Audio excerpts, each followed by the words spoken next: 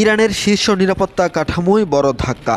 দেশটির supreme national security কাউন্সিলের secretariat জানিয়েছেন, ইসরায়েলি হামলায় নিহত হয়েছেন প্রভাবশালী নেতা আলী লারিজানি। মঙ্গলবার এক বিবৃতিতে বলা হয়, তেহরানে চালানো এক বিমান হামলায় তাকে লক্ষ্য করে এই আঘাত আনা হয়। একই হামলায় বাসিজ বাহিনীর কমান্ডার গোলাম রেজা সুলাইমানিও নিহত হয়েছেন বলে জানিয়েছেন ইসরায়েলি সেনাবাহিনী। সংস্থাটির বিবৃতিতে বলা হয়, লারিজানি তার জীবন উৎসর্গ করেছিলেন ইরানের অগ্রগতি ও ইসলামী বিপ্লবের সেবায়। তিনি শহীদের মর্যাদা অর্জন করেছেন, এমনটাই উল্লেখ করা হয়।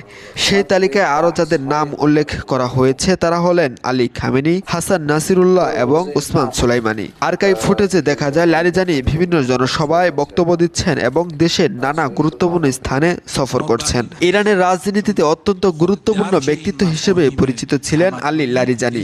তিনি 2008 থেকে 2020 সাল পর্যন্ত দেশটির পার্লামেন্টের স্পিকার হিসেবে দায়িত্ব পালন করেন। এছাড়াও তিনি প্রধান পারমাণবিক আলোচক হিসেবেও দায়িত্ব ছিলেন এবং ইউরেনিয়াম সমৃদ্ধকরণ অধিকার নিয়ে দৃঢ় অবস্থান নিয়েছিলেন। সাবেক সর্বোচ্চ নেতা আয়াতুল্লাহ আলী খামেনির সঙ্গে ঘনিষ্ঠ সম্পর্ক এবং সংবেদনশীল নানা দায়িত্বে থাকার কারণে ইরানের ক্ষমতা কাঠামোয় তার অবস্থান ছিল অত্যন্ত শক্তিশালী। আন্তর্জাতিক ডেস্ক, নিউজ 10।